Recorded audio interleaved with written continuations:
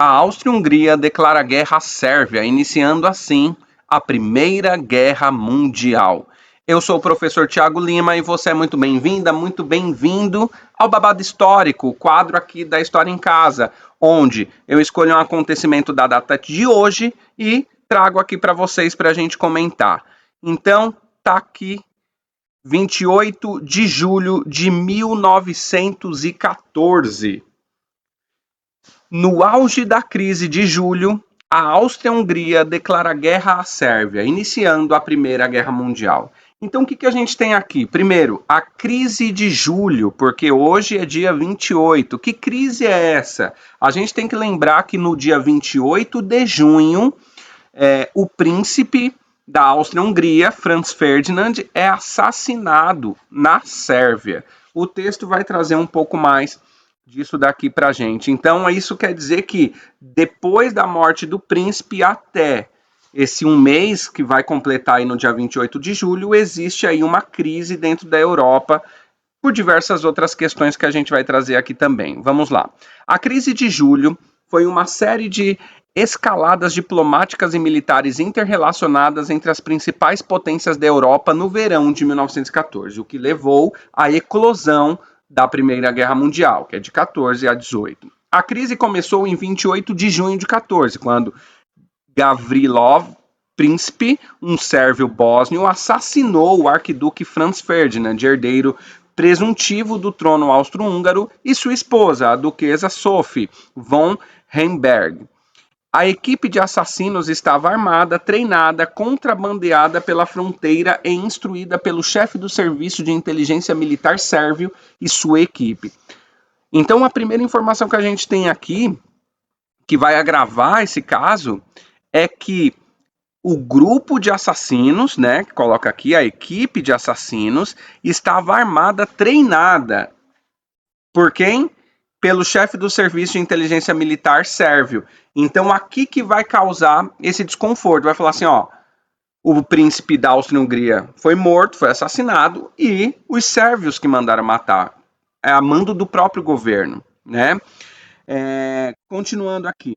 Uma complexa teia de alianças juntamente com erros de cálculo quando muitos líderes consideravam a guerra como do seu interesse, ou achavam que uma guerra geral não ocorreria, resultou em um surto geral de hostilidades entre a maioria das principais nações europeias no mundo, ou então no início de agosto de 1914, que aí já após a declaração de guerra, 28, declaração de guerra, 28 de julho, e aqui já está citando agosto, o desconforto entre as outras nações que vão entrar disparando a política de alianças. Aí eu indico para vocês que assistam o vídeo sobre a Primeira Guerra Mundial para falar sobre a política de alianças, né? Continuando, a Áustria-Hungria via os movimentos irredentistas dos eslavos do sul promovidos pela Sérvia como uma ameaça à unidade de seu primeiro império multinacional.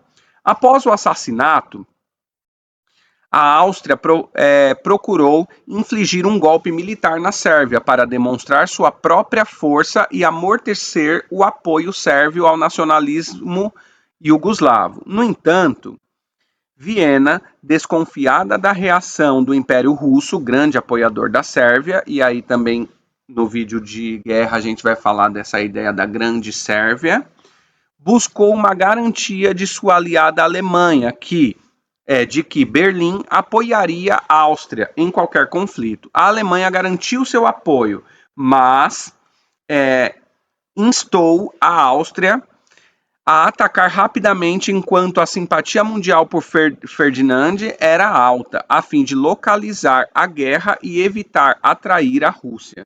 Então, ali, uma ideia uma tática da Alemanha incitando a Áustria-Hungria a atacar rapidamente a Áustria, enquanto a Rússia se movimentava, para não dar tempo dessa movimentação e também aproveitando os holofotes em cima de Franz Ferdinand, né?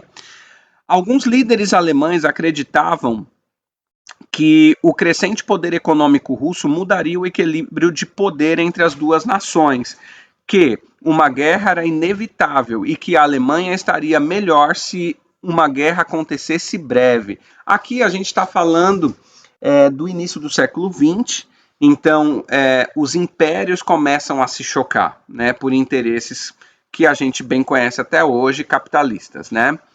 No entanto, em vez de lançar um ataque rápido com forças militares disponíveis, os líderes austríacos deliberaram em meados de julho, antes de decidir que a Áustria daria à Sérvia um duro ultimato em 23 de julho e não atacaria sem uma mobilização total do exército austro-húngaro, que poderia não ser realizado antes de 25 de julho de 14. Então aqui a gente tem essa ideia, né, da Alemanha incentivando a Áustria-Hungria a dominar politicamente aquela região. E aí havia também os interesses russos pelo outro lado. Pouco antes da resposta sérvia ao ultimato, a Rússia decidiu que interviria em qualquer guerra austro-sérvia e ordenou uma secreta, mas notada mobilização parcial de suas frotas armadas. Enquanto a liderança militar russa reconheceu que a Rússia ainda não era forte o suficiente para uma guerra geral, a Rússia acreditava que a queixa austríaca contra a Sérvia era um pretexto orquestrado pela Alemanha e que São Petersburgo precisava mostrar a força em apoio a seu cliente sérvio. Então agora a Rússia se movimenta em dizer para a Sérvia, ali em cima da hora, falar assim, ó, tô com vocês, se acontecer alguma coisa, a gente tá junto. E do outro lado, a Alemanha falando a mesma coisa para o Império Austro-Húngaro, né? A primeira grande ação militar não realizada por um participante direto no conflito entre a Áustria-Hungria e a Sérvia aumentou a disposição da Sérvia em desafiar a ameaça de um ataque austríaco e aumentou muito o alarme na Alemanha sobre massas de russos. Então os alemães começam a ter conhecimento dessa movimentação dos exércitos do exército russo e cria esse desconforto. Tropas reunidas perto de suas fronteiras. Anteriormente, o Estado-Maior alemão havia previsto que a mobilização russa no leste seria mais lenta do que a do aliado francês da Rússia, na fronteira ocidental da Alemanha. Então, o que está acontecendo aqui? A Alemanha agora ela tem que calcular. De um lado, ela tem o Império Russo, do outro lado, ela tem a França, que também um aliado ao outro, inimigos dela nesse caso. Então, ela vai ter que calcular essa movimentação e ela calcula para o lado russo, né? Portanto, a estratégia militar alemã em qualquer conflito com a Rússia envolvia atacar a França através da Bélgica, para evitar defesas fixas francesas e derrotar rapidamente a França no oeste antes de se voltar para a Rússia no leste. A França, ciente de que teria que agir em conjunto com seu aliado russo para derrotar o seu rival alemão, intensificou seus preparativos militares à medida que as tensões ao longo da fronteira russa aumentaram, o que, por sua vez, alarmou ainda mais a Alemanha. Então, agora a gente tem movimentação russa de um lado, movimentação francesa do outro lado, com a Alemanha no meio. Embora o Reino Unido estivesse semi-formalmente alinhado com a Rússia e a França, também mantinha relações diplomáticas relativamente amigáveis com a Alemanha, e muitos líderes britânicos não viam nenhuma razão convincente para envolver a Grã-Bretanha em uma guerra continental. A Grã-Bretanha se ofereceu repetidamente para mediar, usando a resposta sérvia como base de negociação.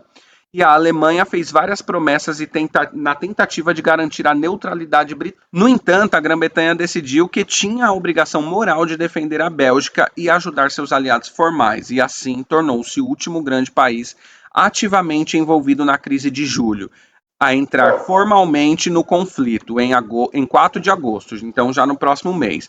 No início de agosto, a razão ostensiva do conflito armado, a disputa entre Sérvia e Áustria-Hungria pelo herdeiro assassinado, já havia se tornado uma nota secundária para a Segunda Guerra Mundial. Então a gente tem aqui todo o contexto que vai dar início ao que hoje a gente conhece como Primeira Guerra Mundial.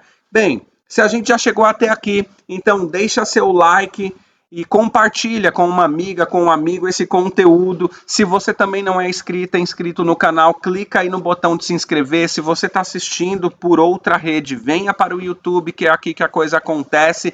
E a gente se vê no próximo Babado Histórico. Até lá!